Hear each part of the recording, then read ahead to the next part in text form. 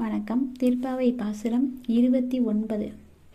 சிற்றம் சிறுகாலே வந்துன்னை சேவித்து, சிற்றம் சிறுகாலே வந்துன்னை சேவித்து, உன் பொற்றாமரையடியே போற்றும் பொருள் கேளாய்.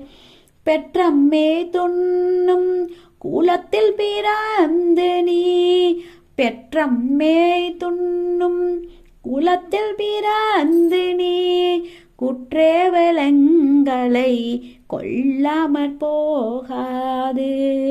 இற்றை பறை கொள்வான் அன்று காண் கோவிந்தா, எற்றைக்கும் ஏழேல் பிறவிக்கும் முன்றனோடு உற்றோமேயாவோம் உனக்கென செய்வோம்.